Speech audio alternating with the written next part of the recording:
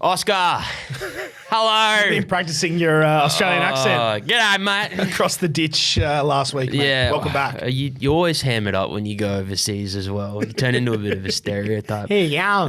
It's good to be back. Thanks, mate. It's good to have you back. Yeah, I saw Ryan doing this last week. It just made my blood boil. Yeah, So, be jealous. yeah. It's all right, man. I was thinking of you the whole time. Thank God. Thank God. There's plenty of footy to talk about. There is. This weekend. Yep. And we're treated to the best game of the round first. Should be, yeah. Penrith versus the Storm. Yep. I think it's the grand final preview. Yeah.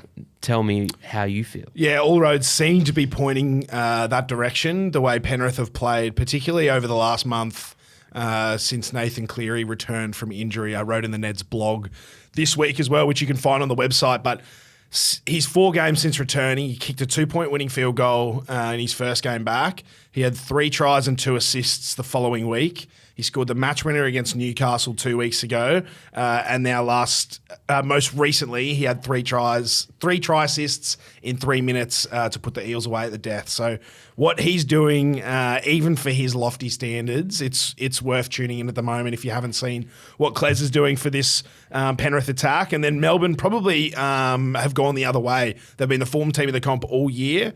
They've welcomed Cam Munster back over the last 3 weeks, and I think they're just trying to adjust, figure out the balance between him and Jerome Hughes, Harry Grant, and Pappenhausen in the spine. Money's also got a completely different left edge to the one that he's played most of his footy with down at Melbourne. Sean Bloor, only a few games with him at the start of the year. And then it's now Jack Howarth and Green Anderson out there, whereas at the start of the season it was Remus Smith and Xavier Coates. So Melbourne have got a couple of weeks, I think, to figure things out. They're still defending really well, doing a lot of the little things right. It's just kind of, the icing on the top of their attack that's probably missing at the moment. For that reason, leaning towards Penrith in this one. The line set at 5.5 as of Monday morning. I like the value in Penrith there to beat Melbourne by a try. And looking down the Panthers' right edge, so To'o, Tungo, Cleary, or Liam Martin, unless he's ruled out this week. Very nice. Penrith $1.52, Melbourne $2.55 for those punters wanting a price. And the line's minus 5.5. I think I'm going to take you on there. I'm going to go the other way. Take a Melbourne. I like Melbourne to cover. Yep. I think this could very easily be a sort of 2-point game. I don't hate that either. Situation. Yep. Let's have a chat about the Cowboys and the Raiders. Yep. 2 teams that kind of disappointed last week, as we've already talked about. Obviously, the Cows went down to my Bronx. Yes. Should we touch on that a little bit? Does that mean the Broncos are back? Of course it does. I mean, it feels so good to be back, like we never left. Yeah, look, I think both beaten or disappointed last week. I think the Cowboys were just out-muscled by Brisbane, who were really up for that contest, whereas the Raiders, to me, it looked like the Raiders were a bit outclassed by what is one of the best attacks in the NRL when they're on in the Sea Eagles, who welcomed back some key names last week. The Raiders have been, I went back through, I don't look at win-loss kind of records very often, but the Raiders have been win-win, loss-loss for almost the whole season. Wow. They've just come off the back of 2 losses, so if you're a patternist, so that's a win, sure, yeah. Then it points towards a Raiders win. I think they'll be without Jordan Rapiner this week, which is a huge loss for the Raiders, just with how much work he does on both sides of the ball.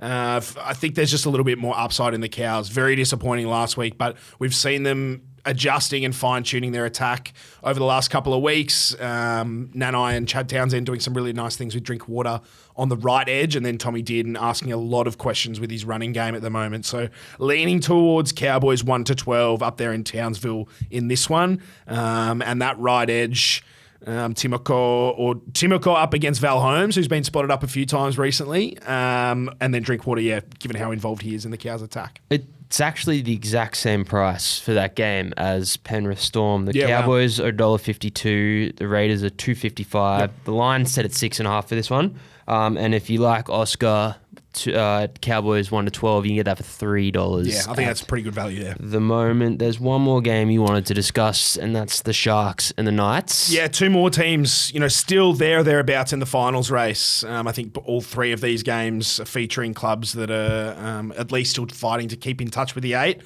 The Knights were made to look very good last week by the Wests Tigers, I thought, through the middle, which is an area of strength for Newcastle. Their pack is above average. They just flooded the ruck, ended up collapsing the Tigers line, and then they found points on the edges.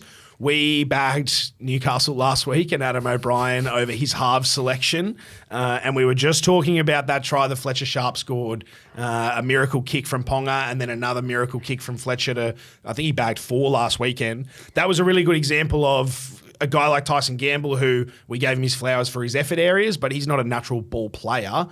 He did all the things right to set up that shape and then threw a bludger of a pass to KP. It was just a bit of luck that saw Newcastle get away with that one. So I'm not convinced on what Newcastle are doing in their spine at the moment. I think Ponga is good enough to win this on his own, but even without Trindle and Hines last week, the Sharks were superb, flooded the middle, Blake Brayley defending out on an edge and then attacking from dummy half. I loved what Cronulla did up against backs against the wall last week, so I'm leaning towards them again here. 1-12, should get about $3 as well.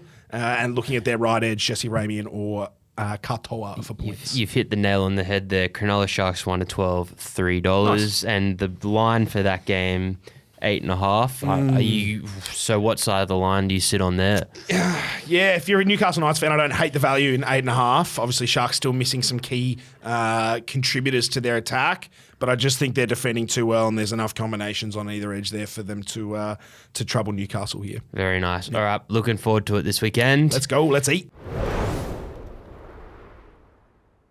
Chances are you're about to lose. For free and confidential support, call the number on the screen or visit the website